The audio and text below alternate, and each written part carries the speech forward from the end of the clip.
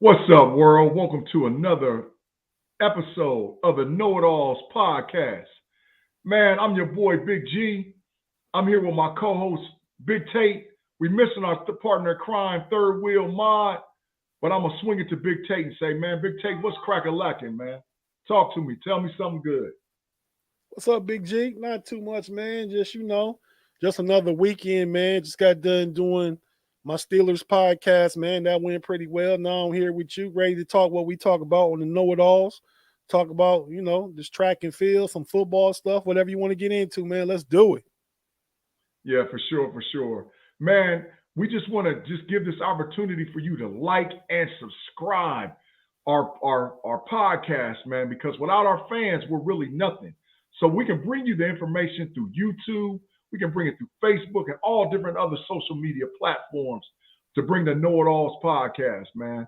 But today, I just really want to talk and focus a lot, not just on track, but on a lot on those pre predictions for football and what's going on with football. But before we get into all of that, let's get into this.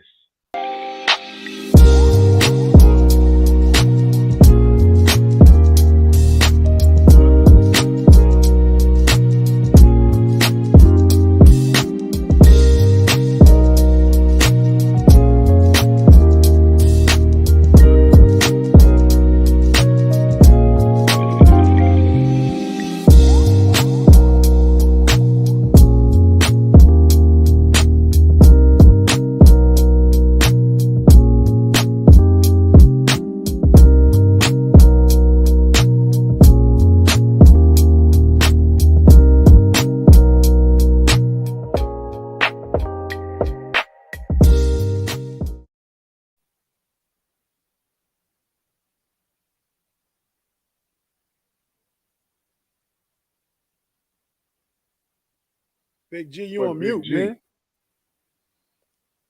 What you say, man? nah, no mute for me.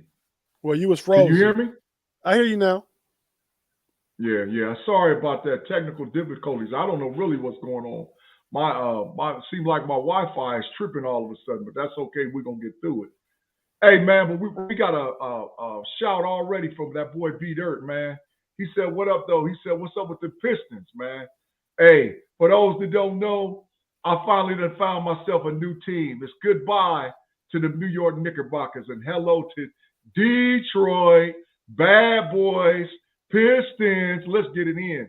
So for sure, B Dirt, we're gonna get to them Detroit Pistons, man, and what I really think Hey, about what's going on with them in the future. hey, the What up, Tate? the Cleveland Cavaliers summer team beat Detroit yesterday. I just want to throw that out there. No, no, Yeah, no, no, no. I They seen no, it. no, no, no, no, no. They beat the Atlanta Hawks. My bad. They might have lost to Detroit the other day. I think they did. My bad. Mm. Talking too much too soon. But what's up, man? I feel, I feel you, Tate, man. But I feel you. But I know that them Detroit Pistons is definitely a team of the future. Hey, man. But the first topic I wanted to get to was, man, Tate, talk to me about that track and field stuff that's going on right now.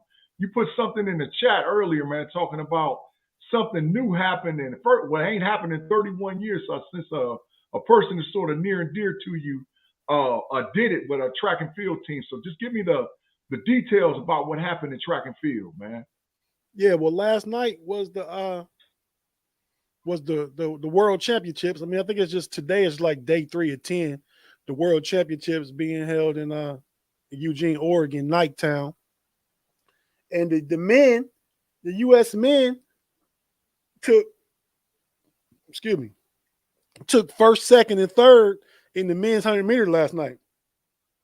Yeah. The reason you brought up, I put in our chat, first time that's been done since 1991. The last time it was done, it was Carl Lewis, Leroy Burrell, and Dennis Mitchell, who was my Mm. brother-in-law, who was a track coach right now. He coached Aaron Brown in that race from Canada. I think Aaron Brown was in lane 8. I think he finished like 7th or 8th. He didn't win. He's from Canada, so I want my brother-in-law's guy to do good, but I'm glad the U.S. guys won. But yeah, so Fred Curley from Taylor, Texas, right there by you know where Taylor, Texas is at. Mod's home base where you used to live at too. Yeah, Um, yeah. second Second place was Bracy, Marvin Bracy, and Yeah, third yeah, place was Trayvon Bromell. So yeah, like yeah. Big G said, that's the first time this thing has been done. And that was the third time it was done. The previous two times were both USA. So they're the only team to sweep all medal places in the men's 100 meters. I believe it was in 83, 91, and last night. So, something that hadn't happened in Big a while. Yeah, yeah. Big time things going on with track for sure. And I want you guys to understand and know for a human being to run a 9.79 in the 100, that he's animal fast. Like he's in tip top maximum shape, because it's almost impossible for a person to move their body that fast.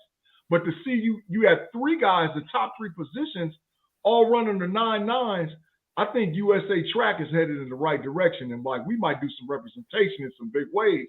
What you think about that, Tate? Because the 9.79 is nothing to shake your nose at. Yeah. But I mean that young guy from Jamaica gonna be back. Jamaica always gonna be there, man. Yeah, Um, yeah, you had the guy that won the gold medal last year in the Olympics from Italy. He pulled out, said he was hurt. I think he just he got one over on this man. Um, in the Olympics last year because Fred Curley got silver last year in the Olympics. So I think he just caught everybody off guard. But yeah, the U.S. looks good, man. You got sprinters like Bromell and Fred Curley and Marvin Bracy and Christian Coleman. He finished sixth last yeah, night. And you got I forgot the guy name from Alexandria, Virginia. He runs the 200 is his race, but he's really good.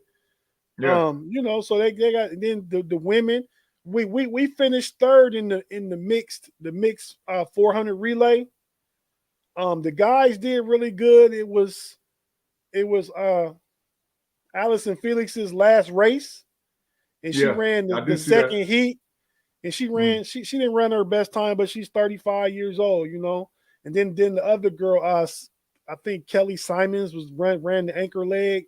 So it was male, female, and the guys put us in the lead each time, and the girls kind of got walked, but you come to find out that the girls they had running was the fifth and sixth best times as far as qualifying. So if we had some of our best girls, then we probably would have won because literally the guys put the girls in first place each time to start out the starting heat, and then Allison Felix went and she kind of got walked towards the end. Then our guy Yeah, again got us a big lead, and then the Simons, the female at the end, she got walked again and finished third. So but that was a good race. I kind of like the mixed 400 relay. What do you think about that, Big G? I'm digging it, man. It's something new to look at as far as with track and field. I mean, anything that you can do to pivot it to get people to watch it is big, But to have that possibly even become an Olympic sport would just be something that everybody would like. I see Ma was looking around in the background talking about that's that Texas team, man. He said, man, I feel it because Ma is always going to say that Texas got the fastest and all whatever else. But there definitely is an advantage of how people can train and work out in Texas and Florida and Georgia and whatnot because of the weather conditions. But definitely they do got some fast kids. And that Curly kid, I was living in Texas at the time, and I remember him playing quarterback in high school, and I was like, man, who in the heck is this kid? He goes to TCU, and he never sees a snap under center. I think they had a kid named Boykin playing quarterback, and all of a sudden, this Curly kid's playing wide receiver, and I think he did play, several years for the New York Jets in the NFL. So definitely super athlete playing WR. That mix, and like Ma said, that mixed 400 is really something to see. And I hope it does become an Olympic event, man. So Well, to be excited about track and field. it was this past year. It already was. Yeah. For us to be excited about track and field, man, is saying something because it's just not a law, in out there right now. It's actually something that was not necessarily must-watch TV, but it was something that was enjoyable just to see how the up-and-comers and young people, because our days we reminisce about Carl Lewis and Usain Bolt and all them other dudes that we know that's super fast. But to see these new cats come up, Yeah, I'm digging it. I'm digging it for sure, Tate. Hey, man, I'm Oh, switching gears a little. Go ahead. I'm wait, listening. real quick. I just wanted to say that the 200 guy I was talking about is Noah Lyles. Yeah, He's a beast in 200. And yeah, um, Curly won from Texas, but the other three guys that finished in the top six are all from Florida. So you yeah, know, yeah. Speed kills. Speed kills for sure, man. And warm weather helps speed kill. that's You right. can't. That's right. That's right. That's right for sure. That's why I said there is always a competitive advantage for those athletes across, Texas and Georgia, Louisiana, Alabama, Mississippi, and Florida. But sometimes, it just really what I believe take more than anything, it comes down to the training, man. And so, like, you mentioned it. Your brother-in-law is a trainer that he's been working with kids. I think at one time he was even working with Shakari Richardson. So, No, they can have the he's her coach. He was Justin Gatlin's coach. yeah, Kalen Whitney got a silver medal or a bronze medal in the 400 relay team in the Olympics I say last year. It was 2021, but it's supposed to be 2020. But yeah, no, he got quite a list of Olympians on his team, and so he's definitely a world-class track coach. yeah, yeah. I got a brother. I got my little brother, Rod Jr. He's a track coach, local track coach here in Ohio. And that kid, man, he trains kids all days, every day. And some of the things I see him put those kids through definitely inspires me to want to, just really understand and know more about how much time, effort, and energy. Because I know about football and basketball and stuff like that. That's the high sports. But to see those kids go and put hours and hours and hours in to train, to just do a little quick event, it's very inspiring, man. So, I wanted to make sure today we gave some highlight to track and field. Mine say facts, California, Texas, and Florida. Yeah, you got to be alley cat fast, to represent, or you won't even see no part of the field. That's for sure. Down in Florida, and this real talk, man. Them cats down there trained. They chase rabbits, man. Yeah, Like yeah. they Man, chase rabbits. I knew a cat when I was in Texas. He trained his son by chasing a chicken. And he was like, if he could catch the chicken, he's quick enough to do whatever else he wanted to do, man. And like he's inside of a coop trying to chase this chicken, and he couldn't freaking catch him. So I was like, man, that it's just a little different. It's different in the world of training athletes, but with sports science and all that other stuff that's out there now, I think you're going to see, you might even see some of the world records even fall within the next year or two, because science has just took it to a whole nother level. And like I said, that Curly guy running a 9.79, man, that's way faster for those out there in KnoItAllz world. That makes Tyreek Hill look real slow, and Tyreek Hill is alley cat fast. So a 9.79, he's doing the thing, bro. He's burning it out without a shadow of a doubt. Hey, man, but switching gears, man, Tate, I'm so excited and looking forward to, and what's coming, is that dang on FOOTBALL. Football season is on the brink. We are 2 weeks from NFL training camp. We're about 40 some odd days away from the initial college football season kicking off, man. So we just wanted to bring a little bit of information to our viewers about football season. And Tate, I got a question just to ask you, man. You tell me, what's the one big thing that you're looking forward to this NFL season more than ever before? Man, that's a tough one, man. It's something new to look forward to every year in football. But Yeah, yeah, for me this year, yeah. Mm-hmm. it's the Pittsburgh Steelers quarterback competition, man. I mean, every year I've been a fan for the last almost 20 years. Big Ben been the starting quarterback every going in every year. Yeah. That's different this year. Yeah. Mm-hmm. I mean, so I'm kind of anxious to see that camp battle get underway between Mitch Trubisky and Kenny Pickett. See how that plays out. I'm anxious to see Russ in Denver, what that's going to look like. You know what I mean?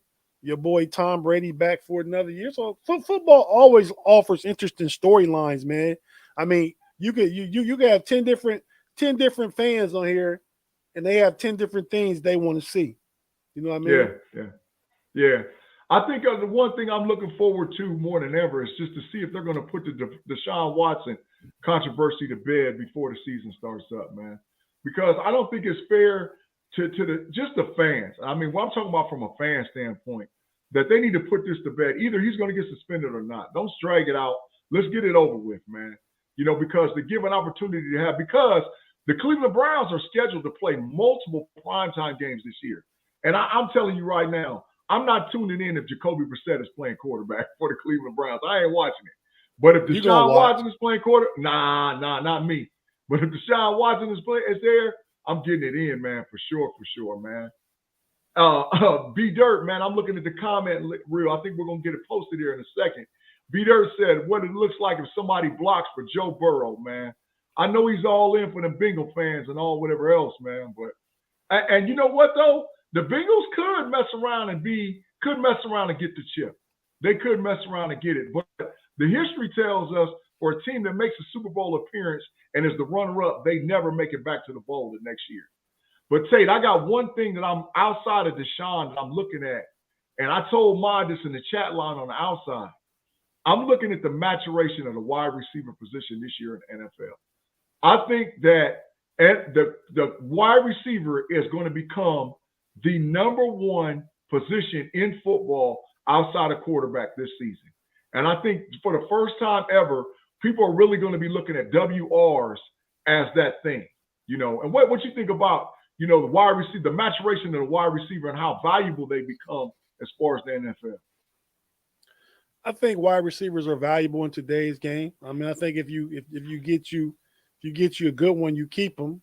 But I'm not ready to jump them to the top of the list behind quarterback. I still got to have that edge rusher, man. I mean, because receivers are necessary, but receivers also you can find 6 or 7 first round receivers that can make some noise, but then that edge rusher, them real special edge rushers, yeah, they don't come around all that often. You know what I mean? So I feel you. I do agree with you about the receivers, and they are a more integral part of the offenses today. But still, right now, quarterback, then still edge rusher 1, 2. Receiver might move up to 3, but then receiver, corner, they kind of go hand in hand because you need one to stop the other and one to beat the other. So, yeah, but still quarterback and edge rusher in my book 1 and 2. I feel you. Hey, Ted, I got another question to ask, man. It's just to talk about something that, I've been thinking about and to ask you and also ask to our viewers out there. Who do you look for as being a breakout player in both the AFC and the NFC for this year's football season? Give me one guy that you look at in the AFC and you like, man, this guy is going to be the guy.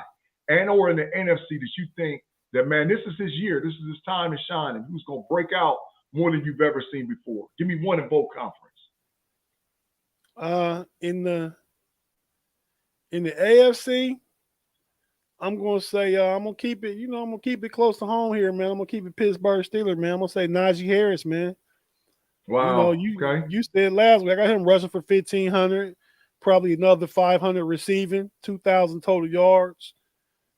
He stays healthy. I think that'll be a given. Those numbers. If I'm going to is that an NFL? I mean, an MVP season for Najee if he runs with those numbers? Is that an MVP ranking season? It put him in a discussion, but the MVP is generally quarterback driven, though. You know what I mean? Yeah, for sure. I mean, I don't think did Derrick Henry to get the MVP.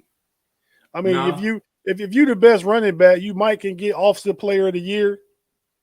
You know what I mean? But you're not gonna get that MVP. That's saved for quarterbacks. Right. But in the NFC, the breakout player, we talked about it, on the Slack channel, man. I'm gonna have to say Jameis Winston, man. I like Jameis coming back. I saw a workout video with him and some other guys practicing, and he just seemed real intense and real involved, and just ready to lead the Saints. I mean, you asked me that. I think if he was going to throw 30 and 30 again, I told you, no, he got his eyes fixed. I think he might be 30 and 15. Yeah. But go ahead and address B Dirt comment, man. B Dirt said Allen Robinson of the Rams. I feel you, B Dirt, man. Allen Robinson will definitely be a 2 receiver and with the Rams because Cooper Kupp is that guy. But they also got that dude named Vance Jefferson and a nice tight end too. So Allen Henderson should have a decent season, but break out like 100 catches, maybe not. We'll see. You said Allen Henderson. You thinking back to Indiana Hoosiers basketball of 1919, early 1990s. Allen Henderson. That's what B Dirt put. That's what B Dirt. He said Allen Robinson. Allen Robinson. Yeah, former Chicago Bears wide receiver, man, for sure. But hey, I like Allen Robinson, but don't you think Odell is better than Robinson though? Yeah, I think Vance Jefferson is better than Allen Robinson. Vance Jefferson is a bad boy, and I dare them to be out in the cover 2 and put Vance Jefferson in the slot and have him one-on-one with a safety where he gets to take 4 steps before a guy even gets close to him. That's go route to the house all day, every day. So, I mean, it's going to be interesting because the Rams is a scoring machine, you know, and then B Dirt says Waddle for the Dolphins. I think we saw Waddle do his thing last year, but with the addition of Tyreek Hill in Miami, man, is that addition by subtraction? Will we see Waddle get 100 catches again? I don't know, man, because the question is that quarterback. Tua, the quarterback, man, I don't know if that kid is accurate enough to even get those guys the ball outside of little short screens. So maybe not. We'll see about them. I'll give you my NFC guy that I'm looking at. We already know who he is, but I told Ma this on a little side chat that we had a little while ago. I think that Jordan Jefferson has an opportunity to become the number 1 receiver in the NFL. I really do believe in my heart of hearts that kid is the guy. I love Cooper Kupp. No disrespect to Cooper Kupp at all, but Jordan Jefferson, I think, is going to take it up to a whole nother level. All it determines to him is that his quarterback has got to get him the ball because to me, there's not a corner in the league that can stop him. What you think about Jordan Jefferson, man? I like Jordan Jefferson. He's definitely a top 5 receiver. You know, but when you count on Jordan Jefferson, you also got to count on Kirk Cousins for Jordan Jefferson. So that's the question mark. The question mark is not Jordan Jefferson. The question mark is Kirk Cousins and what he gonna do this year. Yeah. Ma said J.K. Dobbins in the AFC. We talked about J.K. Dobbins on the Behind the Steel Curtain podcast, and I was saying J.K. Dobbins would get about 1,200 yards rushing this year, and everybody looked at me like, whoa, and I said, yeah, J.K. can get it.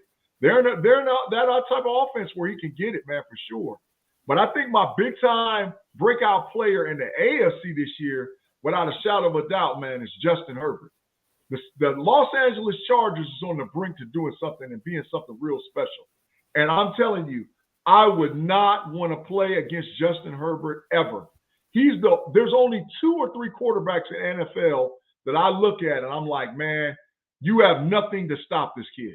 And the kid that who is nothing to stop, what I believe he's going to have a breakout year this year without a shadow of a doubt, is Justin Herbert, man. I think Justin Herbert, with the offense that they have, with him now learning what he needed to learn, being a big-time player in the scheme, man, Justin Herbert is scary. Tell you what you think about Justin Herbert, man. I think Justin Herbert is in for a big season, man. I mean, that whole AFC West is going to be something to watch, man. I mean, you got Patrick Mahomes, you got Russ coming there, you got Justin Herbert, and Derek Carr ain't no slouch.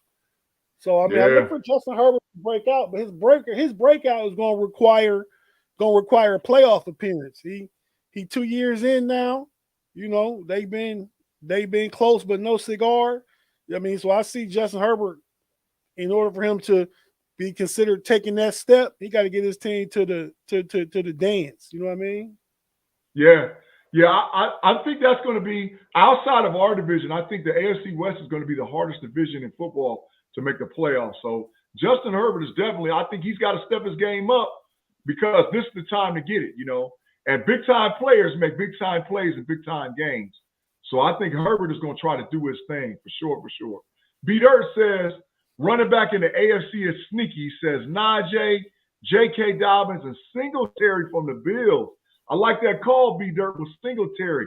Not a lot of people have him on the radar as far as being a 1,000+ yard running back in the AFC, but he definitely could. I like him as well as Breece Hall for the New York Football Jets this year as two sneaky running backs in the AFC without a shadow of a doubt.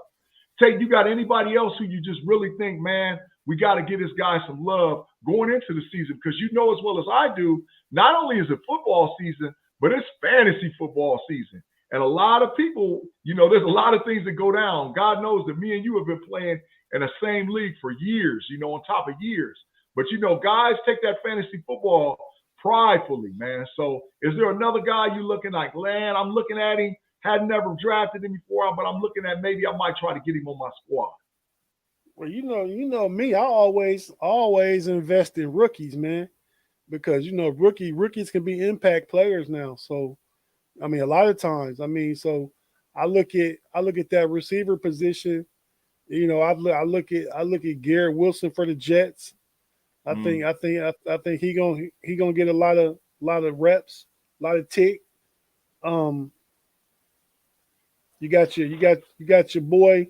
They got drafted by the Atlanta Falcons. Drake London out Drake, of USC Trojans. Drake London, yeah. because Ridley is suspended for the whole year, and you just got him, the tight end, and Drake London, the tight end, Kyle Pitts. Yep. So I look for those guys to put up big numbers, but they play for Atlanta. They're gonna be down a lot. They're gonna be behind, and so Atlanta should be past a lot to try and get back in game. So that's just part of the fantasy football strategy. You think about literally a sorry team is always gonna be playing from behind. Look at their receivers. You know what I mean? So yeah, I got Drake London and Garrett Wilson both up there as rookies. Hey, I'll tell you a wide receiver breakout kid that I'm really looking at, man. And he's got some roots to here to Ohio where I'm from. His mother's from this little town and I'm from here in Ohio. But he showed his worth last year in the NFL. And I look at him making a big jump as far as wide receivers concerned. His name is Darnell Mooney. He plays wide receiver for the Chicago Bears. Like I said, his mom, she graduated the year before I did out of high school, man. But Darnell Mooney with Justin Fields now and Kimmett playing tight end for the Chicago Bears, Mooney might mess around and get anywhere between 85 and 100 catches this year. So I'm definitely looking at as him maybe being a breakout wide receiver this season. So I'm going to switch gears real quick to college football, man. We got some anticipation going on. I sent this we were talking about it in the chat line, man, how big recruiting has gotten, how much now guys are signing earlier and earlier. We put a list together of the ESPN 300 already of teams to sign. Notre Dame's got 14. Ohio State went up to 12. But that's just for next year's class, which we can't even talk nothing about. But this year, we got some big-time games going on right off the bat. So, Tate, tell me just one or two things that you're looking forward to this year's college football season. Thing number one is Ohio State. Thing number two is Ohio State. Thing number three.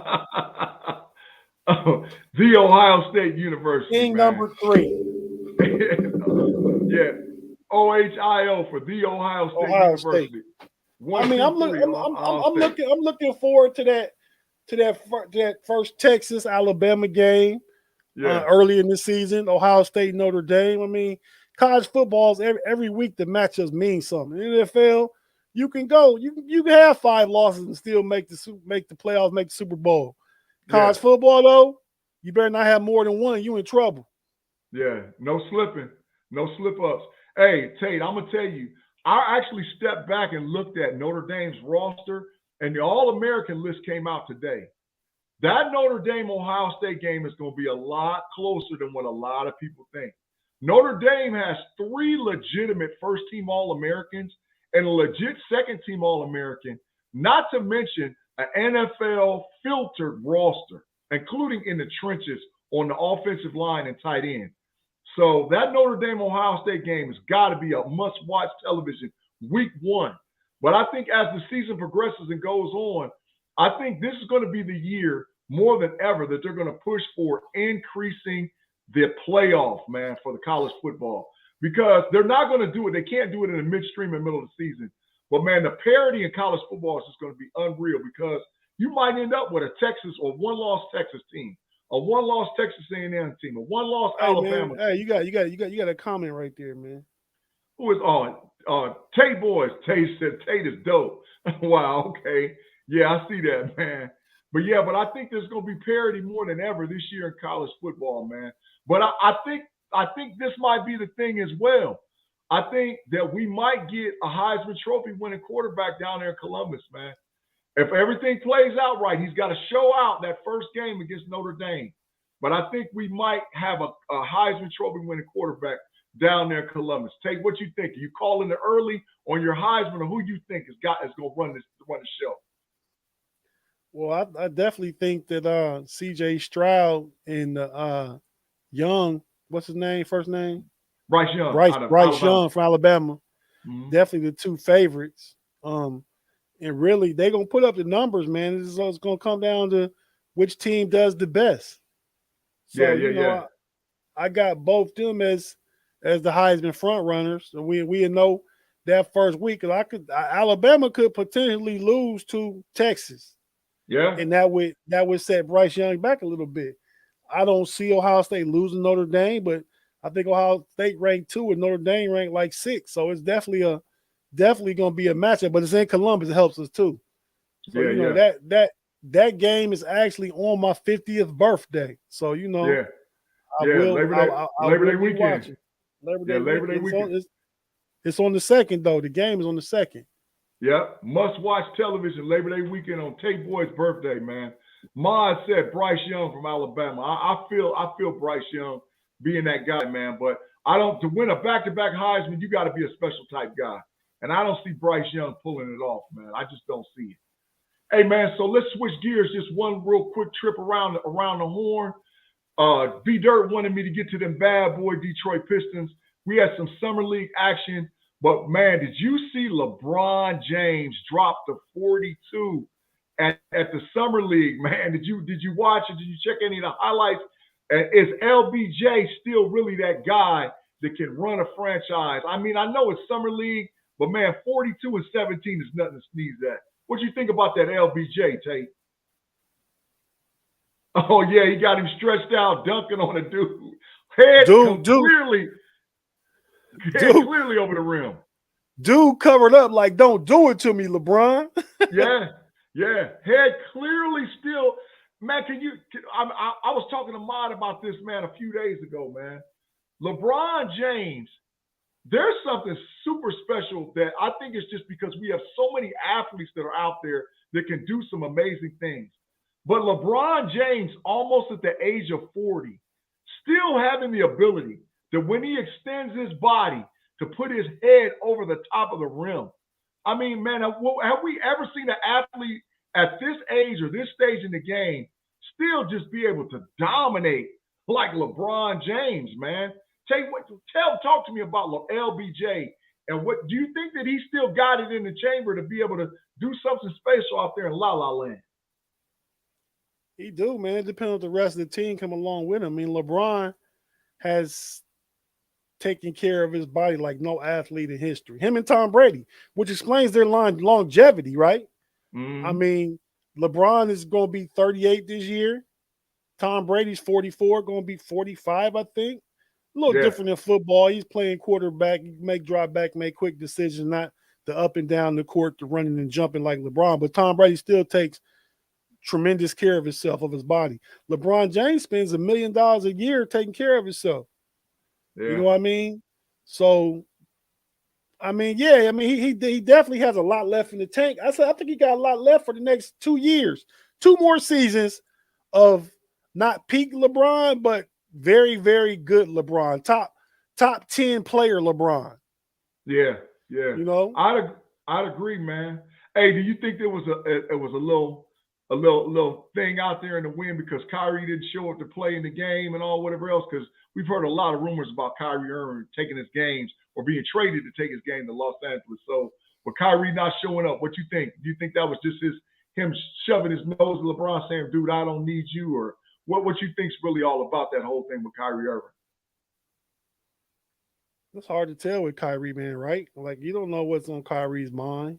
You Yeah. know, that's trying to figure out. Like I always say, you can try to figure out what's going on with Kanye West or Antonio Brown. You know what I mean? so I don't know what's going on with those guys. so Kanye West, Antonio Brown, and Kyrie Irving is the famous trio. They all fit in the same boat, headed in the same direction. I don't know. You know who know what direction they going in. I mean, Yeah, you got Kanye who daughter is Northwest. You got Kyrie who thinks the Earth is flat. You know yeah, what I yeah, mean? And yeah, yeah, I don't know what AB thinking either. So I don't know where they might end up. But I think Kyrie definitely wants to play for the Lakers. He might not didn't want to play in the Drew League yesterday, but he yeah, definitely. I mean, I think every move he make, he's trying to make it to LA. yeah. I think there's some type of push going on with Kyrie Irving possibly just showing up and doing what he do. Hey, so one more thing, man. We talked about the summer league, Before and you we do, talked. G, before you do, you mentioned something and you jumped off of it. I think the fans definitely need to hear the All American list that did come out, and that came out earlier on today. At first team quarterback, you have Bryce Young from Alabama. Uh, First team running backs were Bijan Robinson from Texas and Travion Henderson from Ohio State, who we know is going to be great pros. Yeah, At wide receiver, you got Jordan Addison, USC, Pittsburgh transfer. You have Jackson and Smith and Jigba from Ohio State.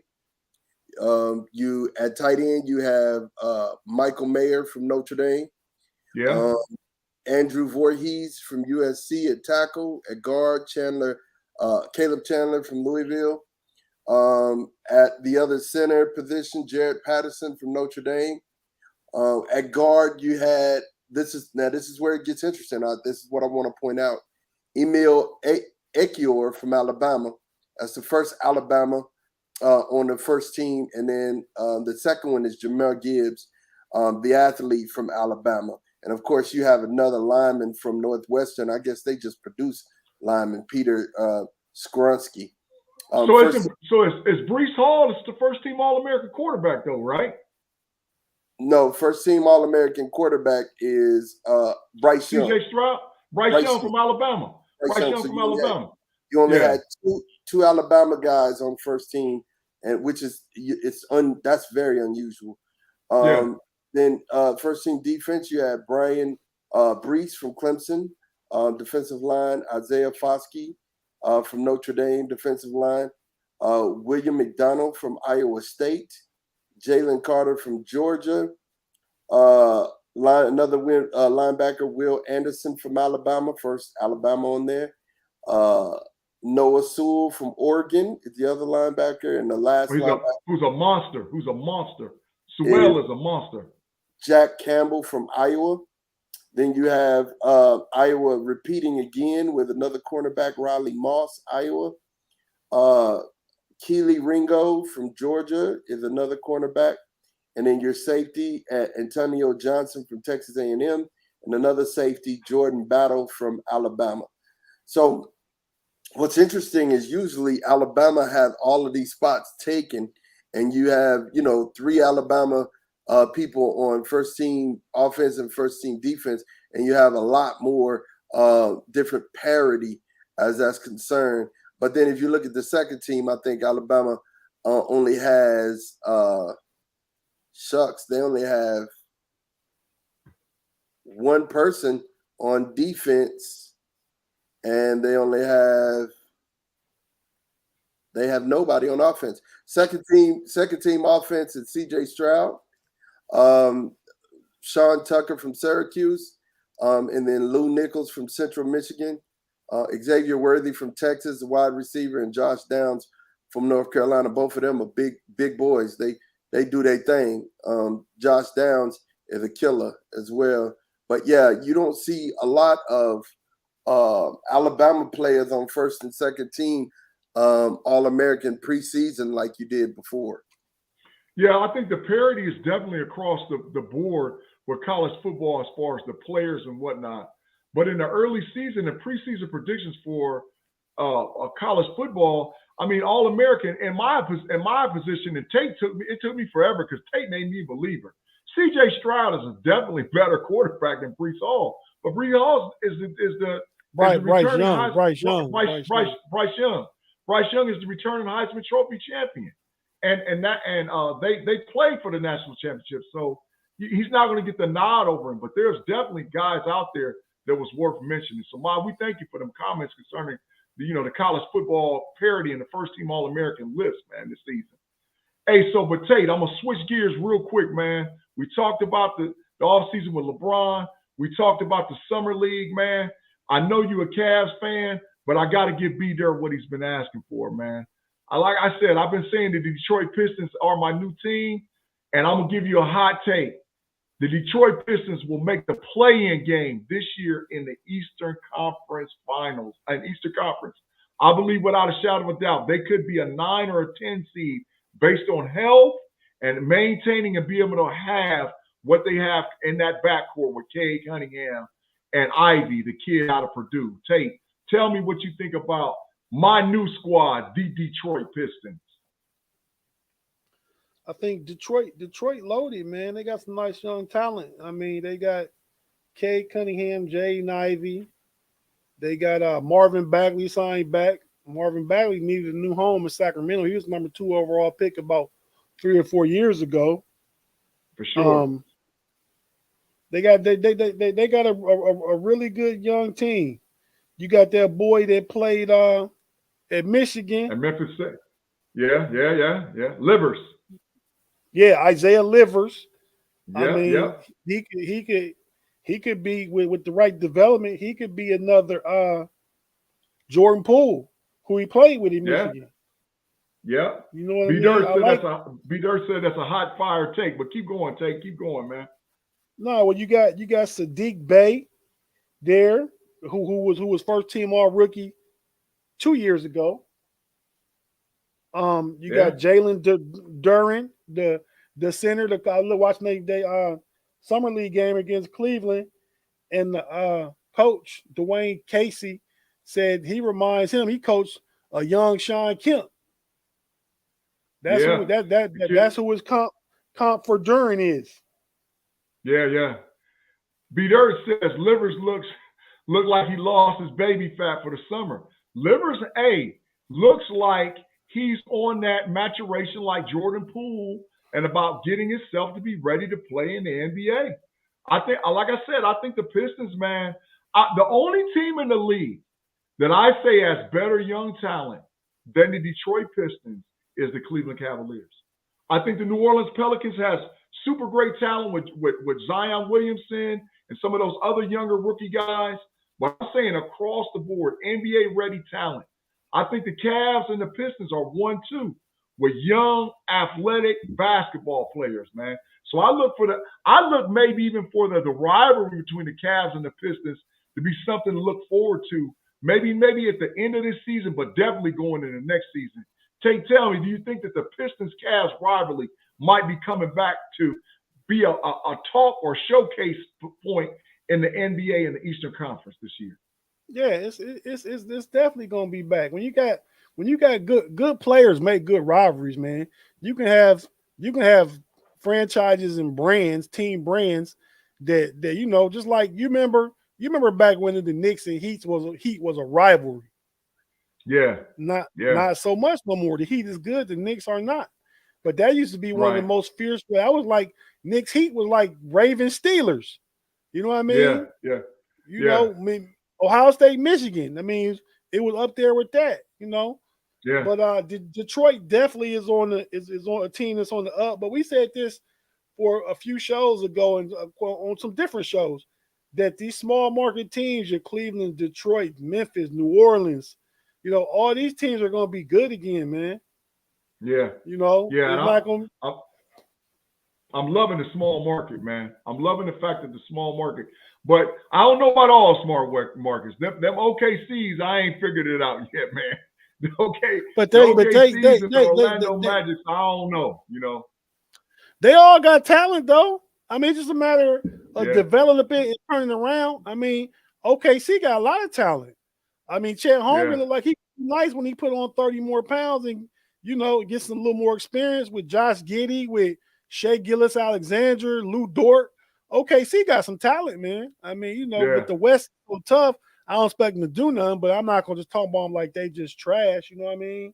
Yeah, for sure. I feel you. And time will tell definitely about the young NBA talent, but maybe it's just because I'm brand new to the team. Because like I said, it took a lot for me to have to move from the New York Knicks, man, but over to Detroit. But I'm really, really, really, really, really excited about what's going on with the Detroit Pistons, man, in this season, man.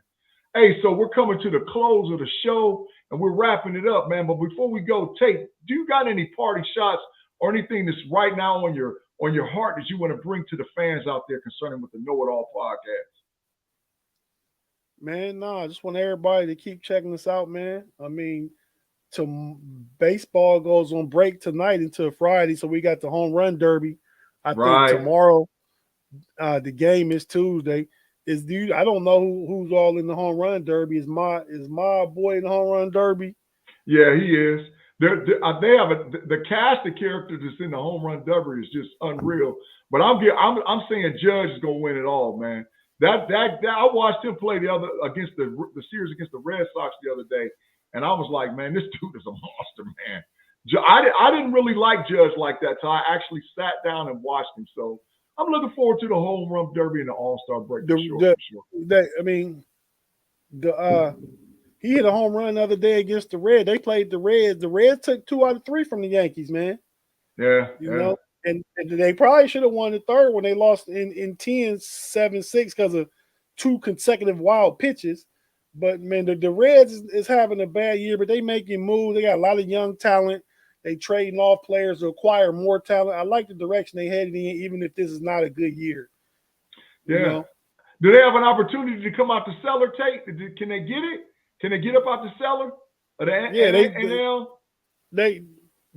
don't have the worst record in the league right now. I'm talking about the National League.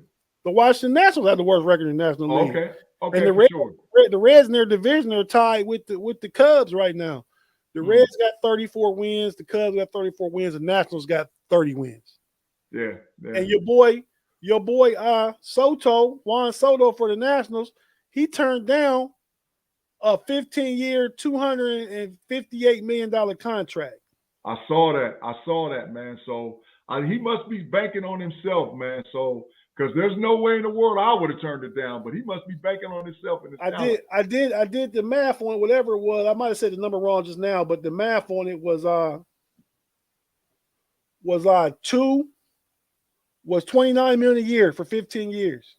No way I'm turning that down. But to each his own. That's his own stuff. B Dirt said O'Neal Cruz for the Pirates is going to be a big problem watching the second half. I don't know about them Pirates, man, but B Dirt, if you calling it, hey, you know a little bit more about him than I do. It's because B Dirt says for sure he's a know-it-all. He said the number was $440 million, and he said that this guy Cruz is hitting 245 right now in Major League Baseball.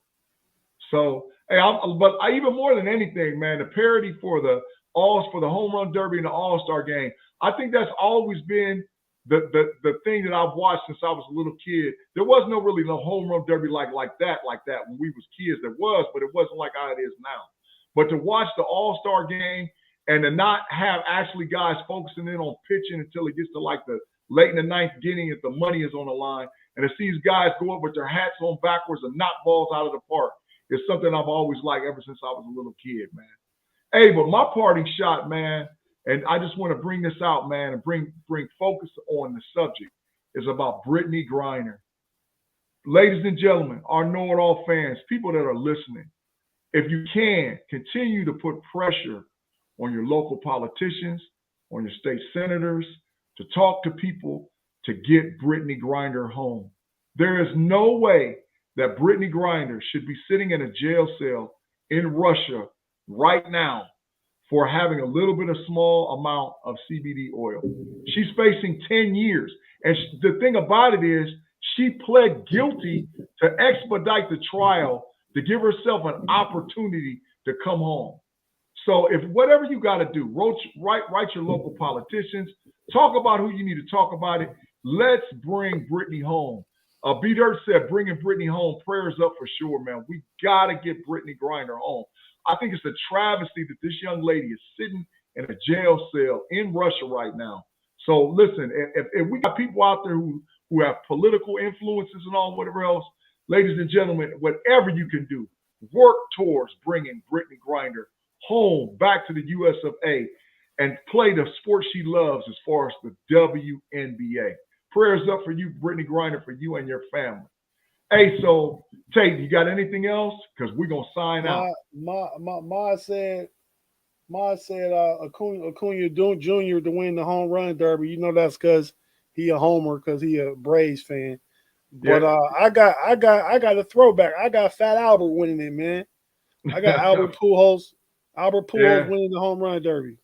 Yeah, Albert Pujols. Okay, so we'll call it. We'll mark it on the show on 7/17. When we come back to you guys on next Sunday, we'll see if Tate's predictions were right. Hey, so thank you again, once again, for listening to the Know It All podcast. Once again, please like and subscribe to what you're listening to. And we thank you so much for the fans out there who watch and follow our podcast all the time. For your boy Big G, for my main man Tate, and for our boy Mod. We thank you for listening to our podcast. Peace.